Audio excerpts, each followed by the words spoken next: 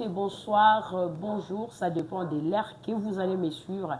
Je sais que vous êtes tellement nombreuses devant vos postes téléviseurs. Boza ebele baike liboso etandonene na bino bokolanda émission na biso ya mokolo malelo Ring des Stars. Ring des Stars ezali bongo moko ya émission oyo ngai Mama Karia na yambelaka bino ba star na biso ezala na monde ya sport, ezala na monde ya musique. Tozala toujours wana pona koyamba bango pe pona ko sepelisa bino na batu nyonso obino bosenga. À chaque fois vous m'écrivez dans vos téléphones Mama Karia yambela biso tel, Mama Karia yambela biso tel et lelo nazo yambela bino Zena la guerrière et moi si oyo aye lisusu na bilengi ya sika na kati azala déjà depuis longtemps mais azala kaka toujours akufa kate de génération à génération azawana pona ko sepelisa bino mokolo na lobeleki abundaki bongo na volcan oyo azala kana la reine Shakira to mona qui était lokola yi azala ne afse bi gagna lobi pe a gagna ki ne carrière 3 minutes ezalaki expérience moko oyo to kokaki ko lekisango inapercité il fallait to yambaye pour to lobelango. Sans plus tarder, je vais pas monopoliser ma parole, je demanderai à Didier 12 qui est derrière la caméra à panzelanga écran pour to yamba invité na biso ya mokolo malelo na tombeli bino ba mbotela mu bipa ikani bozali na ba ebanso ba partage ak émission na nga batindela rabatu musupo batu musupe batindela batu mususu wana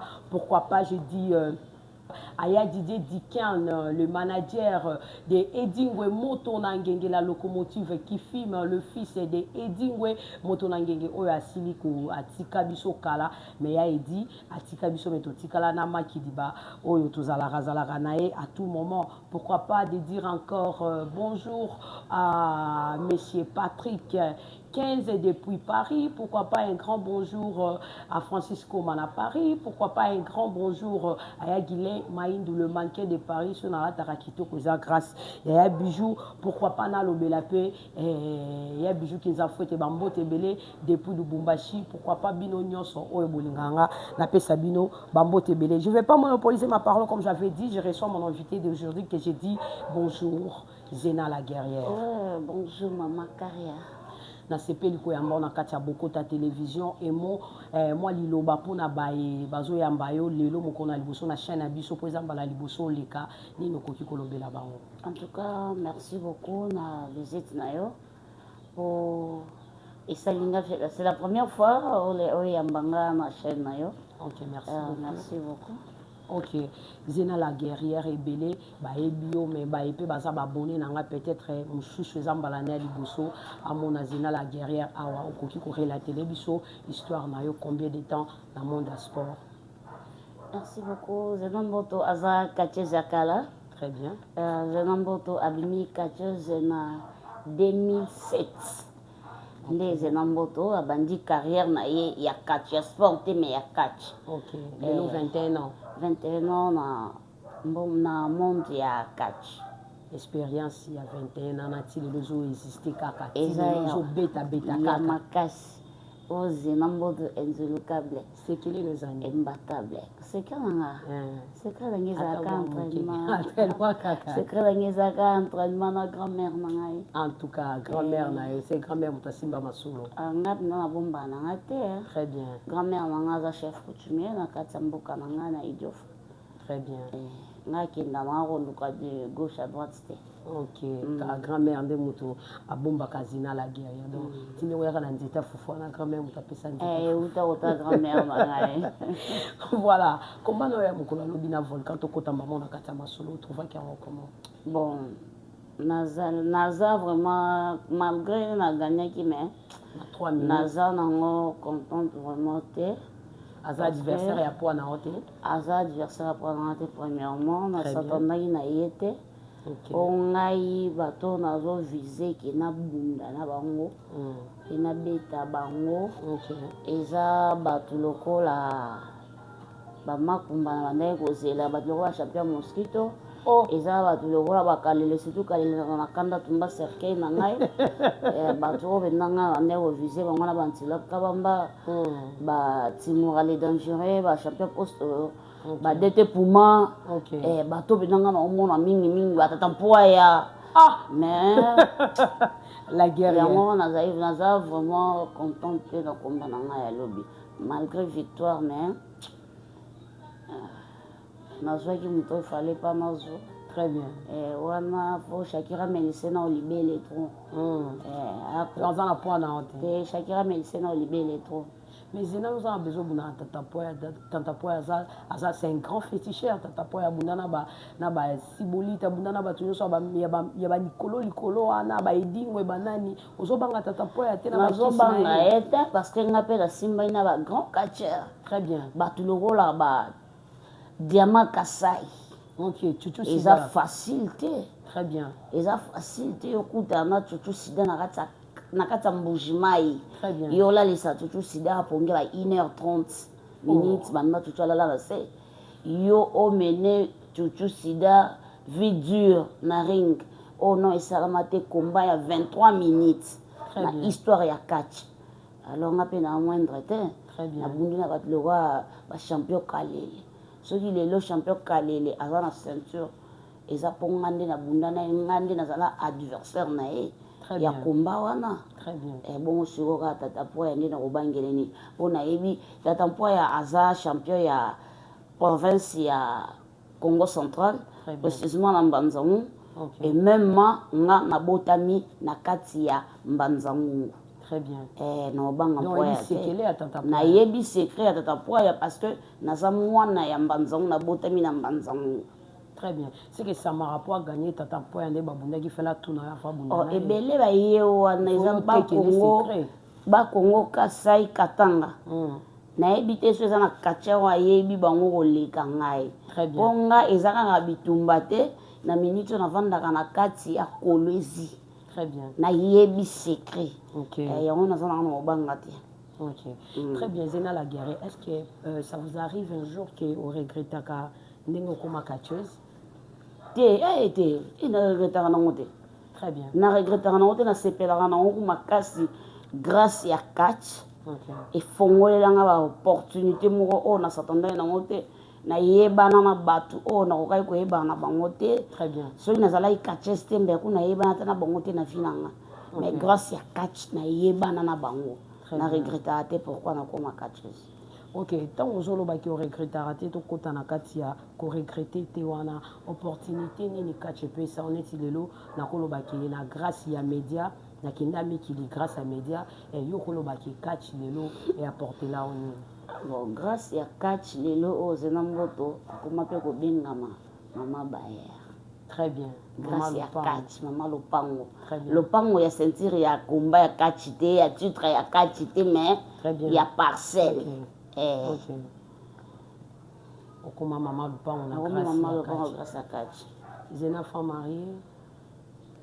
Zena mboto aza na une femme mariée te aza proposante mais je suis là ndebo weba. Mère des enfants. Oui. Combien? Mère de 10 enfants. Mère de 10 enfants. D'abord, fallait balabala tout bas. Oui, na bandeko na batika na groupe bango tout basala 10. 10. Oui. Est-ce que parmi ba on a 10 on a ce mot quoi émission non maman on appelle ngina bima katia. Est-ce que koki ko autoriser to koki ko tia moi coup de pouce ou appuyer ndenge grand-mère appuyer yo? Oui na bana ngane na boti mwana osalaki manga na lingina za la catcheuse mbangu ngamo bina na rasimani na ko soutenir de A à Z. Très bien. Oui. OK. On soutenir pe na mwana pe okolakisa ye ba formation ndenge zala ye kuta ko lukongo tem souda. Très bien. Yo ngai mo na za formatrice na ye. OK. Quel conseil que vous pouvez donner aux jeunes catcheurs au bazoya lelo mingi pe tozo mona bango mingi balingi trop fétiche? Bazoya penza na noté na musala ndenge yozoloba parce que avant to bande mission bisingo zora tana yo osali entraînement tana yo au lieu tana yo ya repos mingi lelo toujours mona bazoya ka mbala moko na kati ya fétiche conseil ni ko pesa ba jeune catcheur wana o bazamwa mutema duku pressé. OK. Conseil na ko pesa na ba jeune catcheur bazoya lelo. Très bien. Catch ezaka kisite. OK. Parce que toujours mona technicien beti féticheur. Très bien. Pourquoi bazo beta ba féticheur? OK. Parce que technique eza muke yango beta bino. Très bien. Bazo beta technicien a beti féticheur manque ya condition physique. OK. Premièrement nous qui se bundaraté. OK. Et là il faut ba yeba yango na qui se bundaraté. OK. Et faut ça non na condition physique osala l'entraînement et nde otia kisi likolo na nsima nango boya kaka na kisi te faut bolinga trop entraînement. Très bien. Kisi ya combat et entraînement. Et là on senga bango faut travailler. Oso bo travailler te boyo kuta lo wana zena la maman de Malaxer char de combat moi kundemba boza na problème au bimato les kate. Très bien, Zena la guerre. Merci beaucoup à DJ 12 qui est derrière la caméra. Zena, mais ebele lelo Zena Mboto ba oba uti katanga na ba yambojima ibalobi bino bakachera kin bwa makasite pe boyebi obunda kachite. Ba bi mingi bazo bini saka baninga na ring mingi ba osala ba aventure, il y a trop de comédie bitumba penza ndenge bango ba yela ki penza ba mona ke bitumba nano. Apprendre bino catch bino bobunda ate. Non, bazana raison ya roloba parce que nan babundina kacherte. Très bien. Bana raison bana babundina kacherte. Bakuta kona batlo la ba lokamba sibolé champion du Congo. Très bien. Bakuta lo kona batlo la ba kanyama ba esprit de mort. Très bien. Bakuta na liebo. Bakuta na batlo ba sifa mobile. Bakuta na batlo ba Golbert, bakuta na batlo ba DT Turbo de chasse, bakuta na batlo ba hélico. On a bundi de bakacha bazala Kinshasa. Mais bobundi na nte. Mais c'est comme si ba côté la bino bato kin trop. Koko ça qui ngana olobi. Koko c'est bozo bunda ba lingité, ba beta rabino, c'est comme si bato bazo telema po bato ba komelinga mingi ba mama kaya yamba na nuzena tuna e. Peu bato ba regretter ba bi point ni batia on a volcan. Il fait batia on a bato ba oti katanga.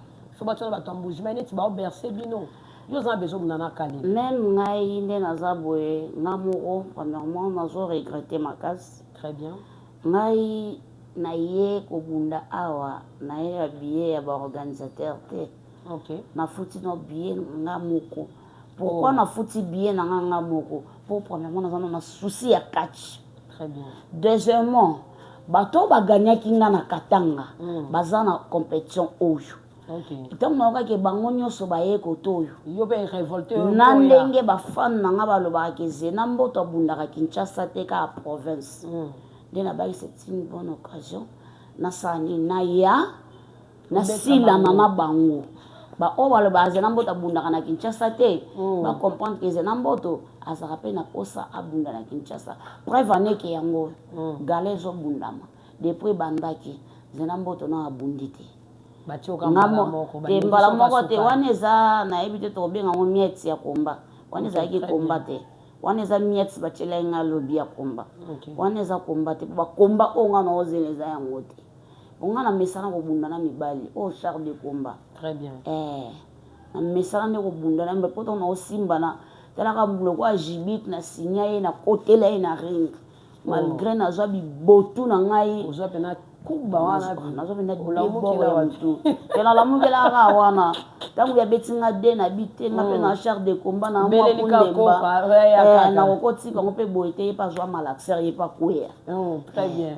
Donc na banga na bitumba te et là on a eu ce message on a pesa ba fan. Très bien. Ba obolo ba Zena Mboto abundaka na Kinshasa te makasi na ezalaka na province. OK. Gala yango Zena Mboto na Kinshasa. Est-ce que Zena Mboto nda boy ko bunda ou bien Zena Mboto nde ba na classement te. Très bien. Et c'est pour cela que mon raison na kenanga na bunda na province. OK. Pour na province ba ebi ko valoriser moi si o azo sala armo kona mibali. Très bien. C'est comme si toza un peu mais toza négligé na kati ya capitaine no ba oberse nga comment ba monoka moi si non na ote ko bunda na katanga na sala ki honneur ya Kinshasa. Très bien. Kinshasa ba yoka ki bien que te moi ça l'a moi plaisir moi bazwa ki moi poids wana moi fier wana moi honneur wana na pesa ibango. OK. Hein? Mais pourquoi pas na kati mboka na kati capitale nanga. OK. Nazo za chance wana te. OK.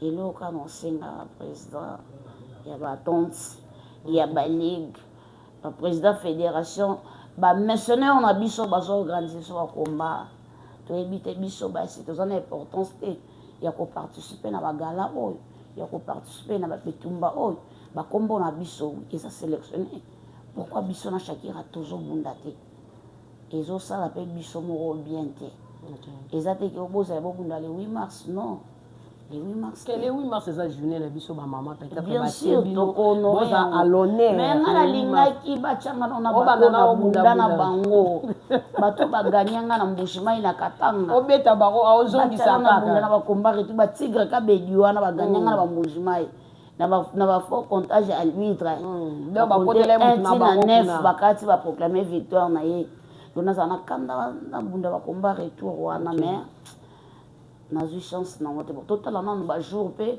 nanu esili te bajour eza nanu topesa kaka tozala kaka na espoir ke tokozwa komba. Très bien. Organisation oyo eza bongo bana mibali misato bilenge misato mibali basangisi mwa lomeya na bango mpona kosala initiative oyo nini oyo okoki kolobela bango? En tout cas eloko na kolobela na ba manager na biso ba sponsor na biso ba missionnaire na biso baye basangisi eloko oyo na mesalema te. Très bien. C'est la première fois esalema. En tout cas merci beaucoup na opesa na président Finesse na garçon mignon et puis l'autre président Yannick beaucoup de chapeau na bino. Très bien. Na osenga na tata mokeli côté libenga wana ebimi et du côté 100 francs en euti. Très bien. Ezonga ezala 300 ezala 200 mais ezonga 300 na ozala na souci ya kotombola catch na eloko oyo bosali. En tout cas, merci à toi, Nabine. Oui, élimination, et bandaki bongo mon colonel lobby et l'équipe, bandaki déjà ko éliminer bato ndambo ndambo Kinshasa bozana 5 points. Lelo lisusu bazotali la bino. Je sais pas ceux qui lelo ba on a liste bato ba obunda parce qu'il faut préparer combat nazo sala mwamba mbango na tika ozo petan pour ngonga ezobele ma déjà malembe. Nini okoki ko loba? Bon. Et là on a roloba j'ai confiance à la province Nangaï. Très bien. Naza vraiment la confiance dans la province Nangaï Kinshasa. Ok. Pour Bilombe Bazali. Ok, très bien. Na otala ba lokola biso ba obazina mboto. Na otala lokola ba champion China Rambo, kotala ba mazo, kotala na ba champion du Congo, China Sibolita Zawana. Na otala ba lokola ba Zombie de Kibambi bazana ba malema ba champion lipasa bazawana. Alors eza facilité. OK. Et Kinshasa vraiment est tombé à terre. Ou bien ba côté la bino. Banani. Quel ba konzit ba organiser en art. Oza si vraiment que botika na ba médaille wana art. Etika.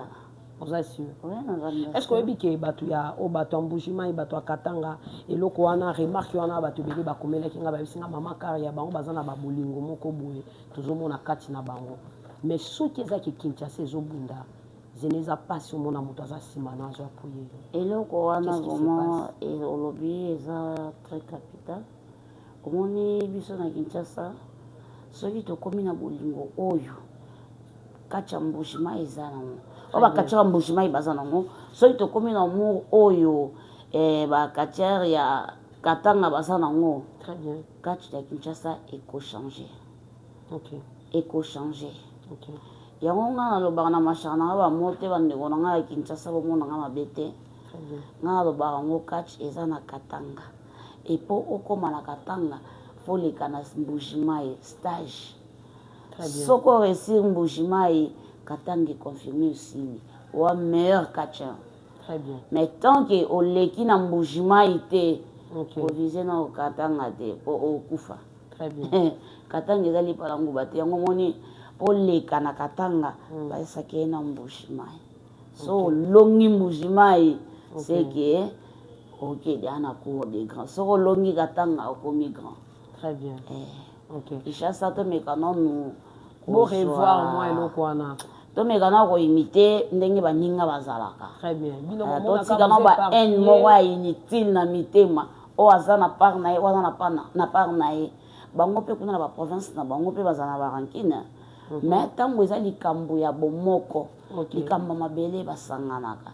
Mais biso nde toza awa toza ka diviser toza na bolingo te omona ndeko no moko azobunda aye yoza dire ye oui azofina ndeko na okino azobunda yo po ye wana ozocontraire ozocontraire eza kitoko te tozala nao na bolingo.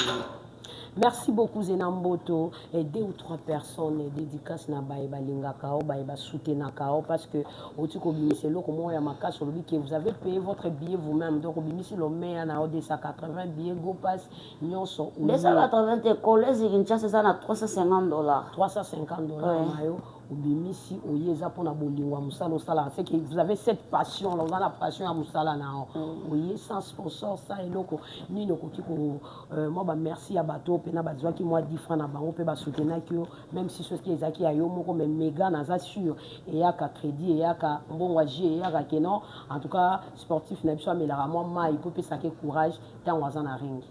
En tout cas na ko remercier bato ba soutenir na Zena Mboto.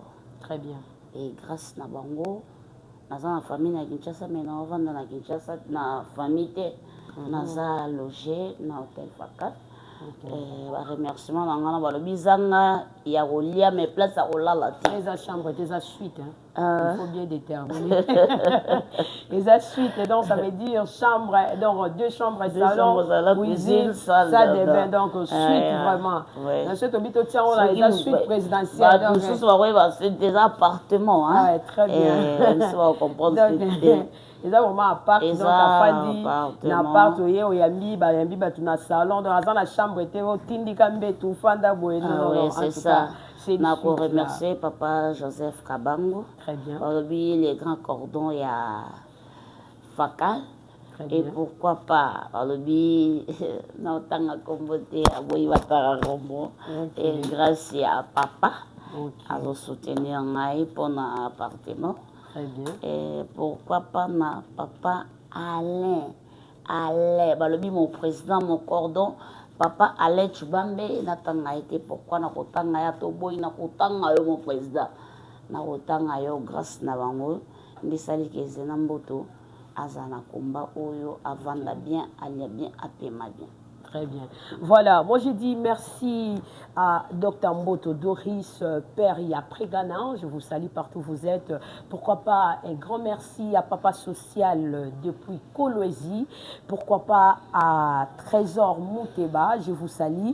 Cashmani, Alia Kambongo, ya lelo, dollar et là, la ça veut dire ce qui est là, alors il y a un peu comme une abatage, donc tant que je suis à la banque, il y a liango, je dis un grand merci à Guilhem Double Manqué de Paris, et si je m'habille bien, très bien chaque jour, c'est grâce à lui, pourquoi pas à tout le monde. Je sais que vous m'aimez tellement beaucoup, vous m'aimez tellement beaucoup, moi aussi je vous aime, dans mon cœur, Nalinga Abino Yatro, on a vraiment ce binoté, mon boulot, Bambo Tebele, Nae Moro Tatan Zambé, Talaravier, Otarobota Noël même colonne tout ça la moi bien c'est pas ça pour appeler c'est pas ça et ça là-bas grand bien partager cette émission envoyer aux gens botinde la baninga pe batinde la batu mususu. Merci beaucoup à DJ 12 qui était derrière la caméra, à Kim je te salue partout et moi et vous on se voit à la prochaine. Merci à la reine des reines Zena la guerrière Mboto, elle nous a réussi chez elle la suite n'allait bien Amélie bien en tout cas GI et les transports. Il y avait à manger,